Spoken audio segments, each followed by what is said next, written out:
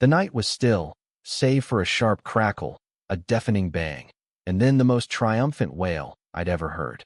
From over the fence, my neighbor Lisa entitled, insufferable Lisa screamed like her designer heels had burst into flames. Technically, it was her son's ATV Charger that went up in smoke, and technically, she had it coming. You don't siphon electricity from an electrical engineer and expect to skate by. Not after I warned her. Not after she brushed me off. And definitely not after she laughed in my face, saying, "It's just a little power, chill out." Oh, I chilled out, all right.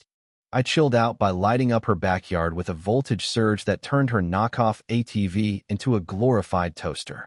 But let's rewind this story of sweet, explosive justice didn't start with sparks. It started with a faint blip on my energy monitor, a subtle clue that set me on a path to unravel Lisa's audacious scheme. I'm not your average guy with a grudge and a toolbox. I'm a certified systems engineer, the kind who designs power grids for data centers.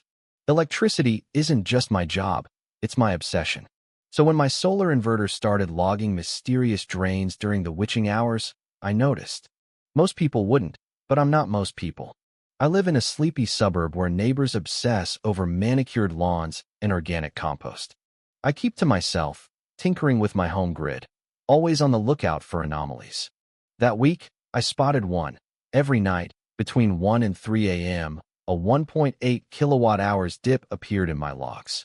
It wasn't my AC, my hot tub, or my battery cycling.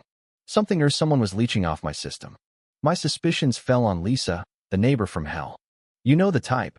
Oversized sunglasses, a voice like a megaphone, and zero respect for boundaries. She'd moved in 2 years ago after a messy divorce, bringing with her a circus of bad choices, boozy brunches, HOA violations that somehow never stuck, and a knack for inventing neighborhood rules. She once berated a kid for skateboarding too close to her roses. Lately, her obsession was an over-the-top electric ATV for her teenage son, a loud, obnoxious beast that guzzled power. I first noticed the evidence while pruning my hedges, an orange extension cord, slithering over the fence from her yard, vanishing behind my tool shed. I thought, no way she's that brazen. But Lisa was nothing if not bold. That night, I shut off all my exterior breakers except one, just to test my hunch. The next morning, my logs showed a dip at 2:12 a.m. I traced the fence line and found the cord gone, retracted like a guilty secret. But not before I snapped photos. I decided to confront her, hoping it was a mistake, maybe her son plugged in without realizing. I rang her bell the next day. She answered in yoga pants, clutching a mimosa, her sunglasses perched like a crown. I mentioned the power drain, asked if anyone in her house had used my outlet. She blinked, smiled, and said, "Oh, that? No big deal, just a quick charge while our garage panel's being fixed.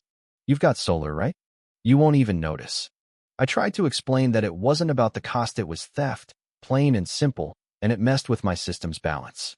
Her response? She patted my arm and cooed, "Relax, tech guy. It's not like we're hot wiring your car." I walked away before I said something I'd regret, but my mind was already racing. I reported the issue to the HOA, expecting backup.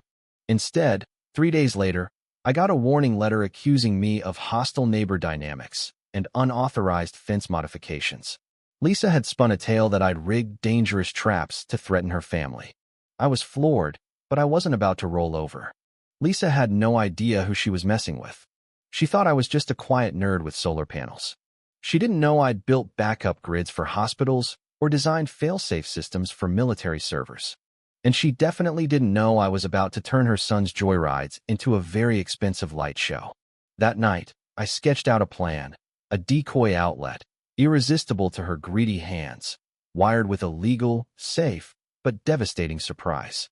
It would ruin her charger without harming a soul. I installed the fake outlet on my side of the fence, angled to look forgotten, like a sloppy afterthought. It was connected to a tuned impedance circuit that would fry any device pulling over 3 amps. Normal appliances wouldn't trigger it, but an ATV charger? Oh, it was toast. I set the trap, sipped tea, and waited. 3 nights later, the cord reappeared, plugged into my decoy. At 2:17 a.m., my log spiked.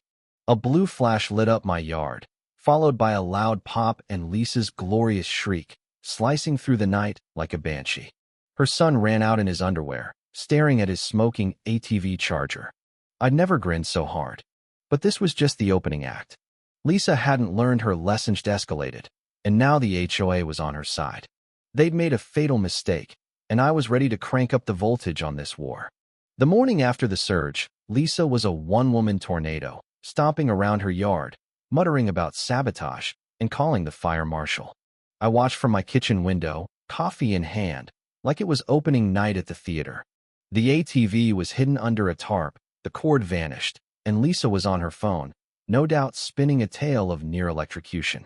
Except there was no danger, just a fried charger and a neighbor who'd underestimated karma.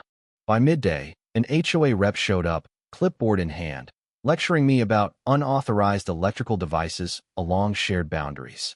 I explained that the outlet was on my property, wired to code, and perfectly safe. What I didn't mention was the surge loop, designed to punish only hydroelectronics, not people or pets. He scribbled notes and left, muttering about further review. I knew Lisa would double down, she always did. So I did too. I upgraded the decoy outlet with a hidden data logger, disguised as a garden gnome, that sent real-time alerts to my phone. I added motion-triggered cameras, camouflaged as birdhouses, covering the outlet, Lisa's yard, and the fence line.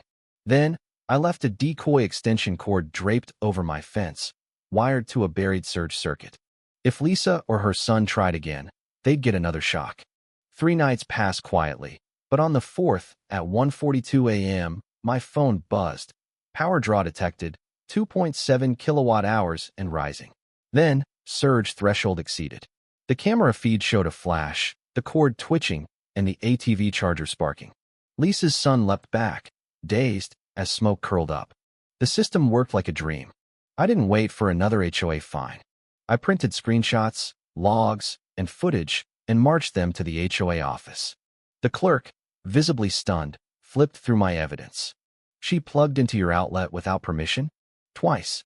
I pointed to the bylaws. Unauthorized utility access was a clear violation. I leaned in and said, this HOA fines people for mailbox colors but ignores illegal power hookups. I've been patient, but I could take this to the city utility board. She promised a review, but I wasn't holding my breath. Lisa had allies on the board. That night, she stormed to my porch, demanding to know what I'd done to her ATV. I played dumb. She screamed that her son was traumatized. I suggested he stop stealing. She threatened to sue. I handed her a USB stick with all the evidence and said, you picked the wrong neighbor. Then I shut the door in her face. 3 days later, Lisa went nuclear. A police cruiser pulled into my driveway. She'd filed a report, claiming I'd rigged a dangerous device to harm her family. I showed the officer my footage, logs, and schematics, proving the outlet was safe for humans but lethal to thieves. He leaned back, impressed. She's got no case. This is utility theft, plain and simple. As he left, I saw Lisa across the street, glaring, latte in hand, like a villain in a bad movie. But the tide was turning.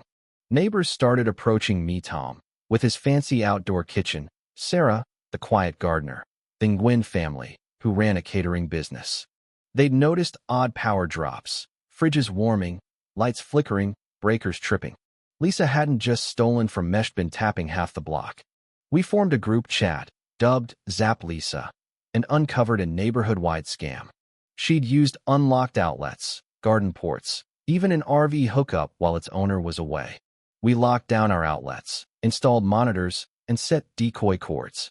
At the next HOA meeting, we arrived armed with evidence. USBs, logs, videos, even a neighbor's spiked power bill that matched Lisa's ATV timeline. Lisa sat in the front row, deflecting, screaming about hearsay and jealousy. But the board couldn't ignore the proof. They suspended her privileges, discussed fines, and mentioned a restraining order. She stormed out, nearly toppling the punch table. Then came the bombshell. Lisa hadn't just powered her ATV. She'd run backyard party string lights, fridges, a karaoke machine, all on stolen juice. My cameras caught it all. The utility board launched an investigation, confirming over 3,000 kilowatt-hours stolen across multiple homes, worth over $1,800. Lisa faced criminal charges, HOA fines, and a civil suit. Her party stopped, Her son's ATV was sold, and her smug aura faded. The neighborhood transformed, people waved, smiled, connected. The HOA rewrote its bylaws, and I helped neighbors secure their systems. One day, Lisa approached me, mumbling an apology. I didn't forgive her, but I saw a crack in her delusion. As I sat on my porch, watching the sunset, I felt peace, not the kind you wait for, but the kind you engineer, wire by wire, until the leeches learn their lesson.